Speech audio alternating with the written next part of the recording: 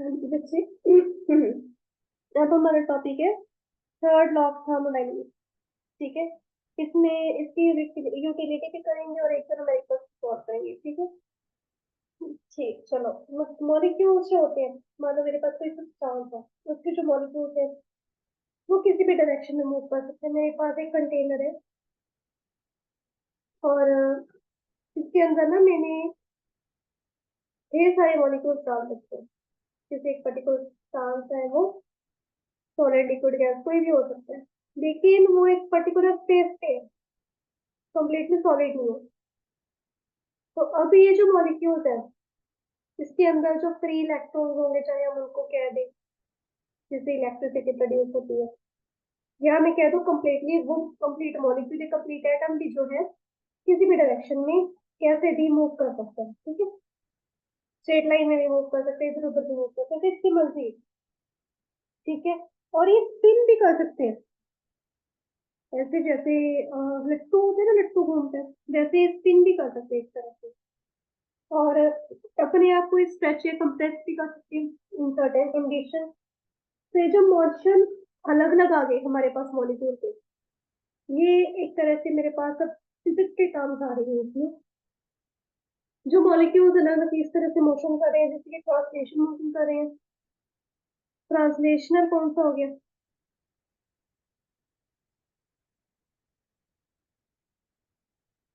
Translational motion है, straight line में move कर रही है।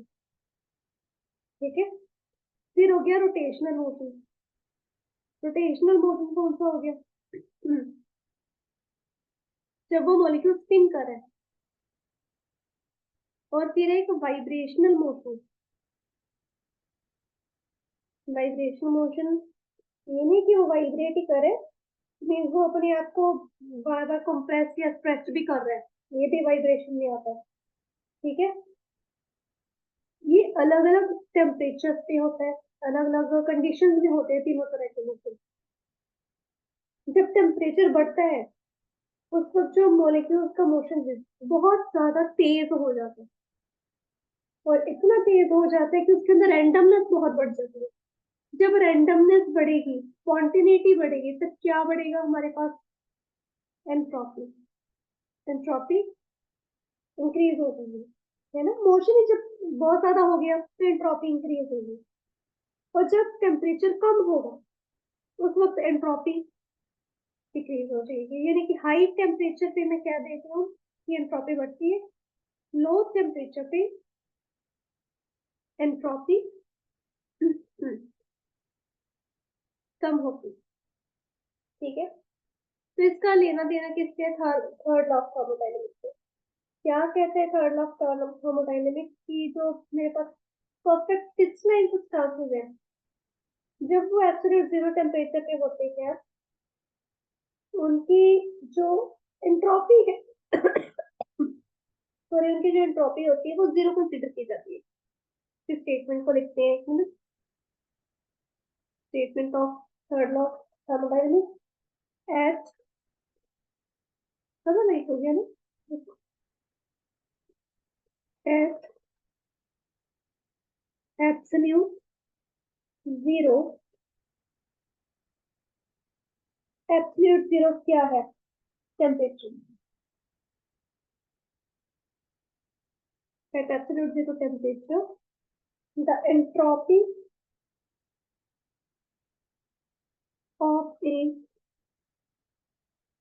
perfectly crystalline substance is taken as zero। अभी हमने क्या कहा? जब टेम्परेचर बढ़ जाएगा तब एंट्रोपी बढ़ेगी, तो टेम्परेचर कम हो जाएगा, एंट्रोपी कम हो जाएगी। तो टेम्परेचर ही कांस्टेंट है मेरे पास, एब्सोल्यूट है। तो एंट्रोपी ना बढ़ेगी ना कम होगी, वो क्या हो जाएगी? जीरो हो जाएगी। ये लॉ हमें दिया था एक जर्मन केमिस्ट ने, इसका नाम था वॉल्टर नर्स। ठीक है, 1906 में हमें लॉ मिला था। तो एंट्रोपी है, इसका सीधा सीधा रिलेशन है डिसऑर्डर। ये हमने पढ़ा हुआ है, डिसऑर्डर, रैंडमनेस, सारे टॉपिक किए हुए। तो अकॉर्डिंग टू थर्ड लॉ जो एब्सोल्यूट जीरो होगा, जब भी एब्सोल्यूट जीरो टेम्परेचर होगा उस वक्त डिसऑर्डर सबसे कम मिलेगा हमें। ठीक है, जब टेम्परेचर आ गया zero, absolute temperature zero temperature, ठीक है, उस वक्त कोई चेंज नहीं हो रहा। ऑब्वियसली मैंने कहा ना लो टेम्परेचर पे एंट्रोपी कम हो रही है। जब बिल्कुल ही जीरो हो गया, मान लो तो 5 डिग्री सेल्सियस पे तो जीरो पे आ गया, तो डिसऑर्डर कुछ नहीं होगा। ऑब्वियसली लिक्विड्स में मोस्ट ऑफ द लिक्विड्स जमने शुरू हो जाते हैं।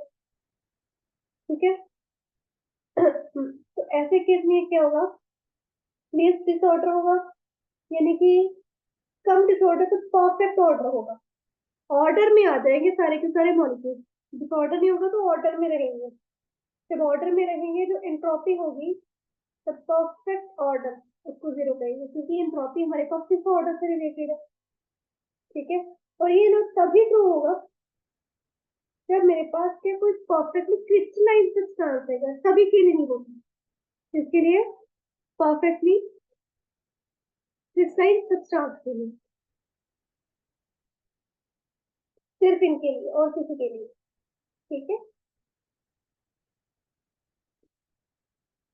अब इसकी यूटिलिटी देखते हैं। थर्ड लॉ थर्मोडायनेमिक्स से हमें हेल्प करते हैं to calculate the absolute entropy किसी भी प्योर सब्सटेंस की डिफरेंट टेम्परेचर की। ठीक है, तो इसको हम अगर हमने मेजरमेंट करनी है, हीट कैपेसिटी चेंजेस भी देखेंगे, उसको कैलकुलेट करेंगे। पहले तो चेंज इन एंट्रोपी हमारे पास क्या होता है, S minus S naught. S naught क्या है, sorry, S naught, S naught क्या है, entropy at zero kelvin temperature. ठीक है, और एस की entropy at T kelvin temperature, particular temperature पे। ठीक है, अब ये जो एस है मेरे पास एस माइनस एस नॉट किसको ला रहे हैं। अब एक चीज देखो, जब जीरो केल्विन टेम्परेचर है उस वक्त एंट्रोपी भी क्या होगी, जीरो। जब ये जीरो होगी तो मेरे पास एस आ गया, delta S S T equal आ गया। ये तो पॉसिबल है, दैट मींस डेल्टा एस की कुछ और वैल्यू है, डेल्टा एस की हमने वैल्यू निकाली हुई है,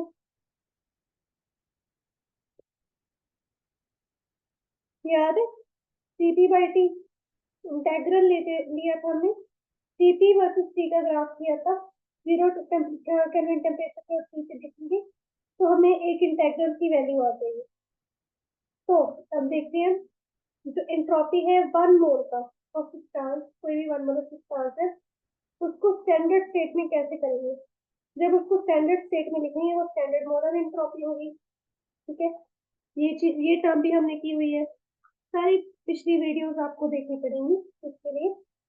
तो उस केस में हम ये कह सकते हैं जो एंट्रोपी होगी इन अंडर स्टैंडर्ड कंडीशन, क्योंकि जो मोलर एंट्रोपी होगी उसका change sum of standard entropy, chemical reaction के लिए देखते हैं, of product minus sum of standard entropy of reaction.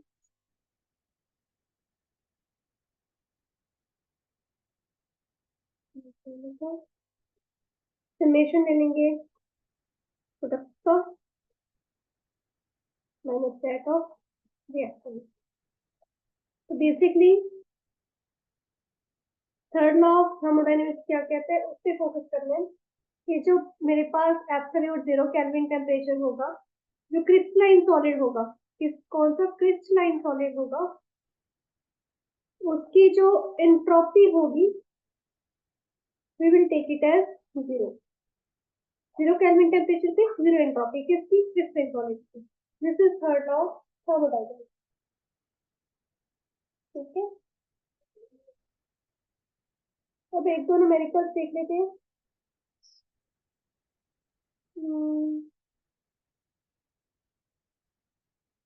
जैसे इसमें गिब्स एनर्जी चेंज के लिए कुछ न्यूमेरिकल्स, पहले हम क्या करते हैं, एक न्यूमेरिकल उठाते हैं,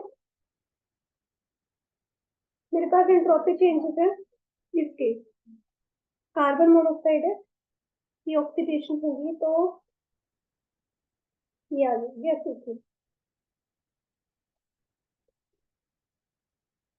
ठीक है, कार्बन मोनोऑक्साइड की एंट्रोपी है 213.6 केल्विन इनवर्स मोल। O2 की है 205.03 केल्विन इनवर्स मोल इनवर्स। ठीक है, अब मुझे एंट्रोपी चेंज फाइंड आउट करना है इसका। कार्बन डाइऑक्साइड की भी चाहिए थे तो मैं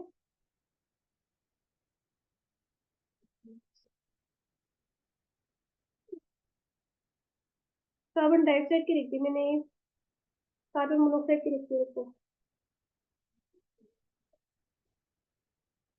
कार्बन मोनोऑक्साइड की है 197.6। ये इंट्रोपीज दी है, हमें इंट्रोपी चेंज फाइंड आउट करना है। स्टैंडर्ड कंडीशंस में ये वैल्यू जो हमें मिलती है ना, हमेशा स्टैंडर्ड कंडीशन से मिलती है, तो हम हमेशा इस स्टैंडर्ड फॉर्म में ही निकालेंगे। क्या गिरवाया था मैंने, date of product minus date of reactant, कम है। प्रोडक्ट वाली साइड मेरे पास सिर्फ कार्बन डाइऑक्साइड है, तो उसके आगे 2 लगा हुआ है, तो डेट ऑफ कार्बन डाइऑक्साइड हो जाएगा माइनस इस साइड। अब इस साइड देखिए, एक तो मेरे पास है, समेशन तो लगाने की जरूरत नहीं है, तो कार्बन मोनोऑक्साइड का प्लस डेट ऑफ O2। ठीक है, 2 टाइम्स 213.6 माइनस 2 टाइम्स 197.6 प्लस 205.03। इसको सॉल्व करेंगे तो तब हमारे पास आ जाएगा, सॉल्व करवा के नेगेटिव ऑफ, ये मैं सीधा लिख रही हूँ, आपने सॉल्व करना है।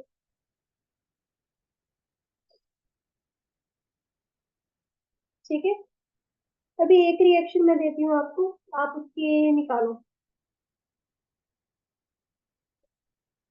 रेड पेन से लिख रही हूँ रिएक्शन, वाटर है लिक्विड फॉर्म में, इसको बनाना है हमने।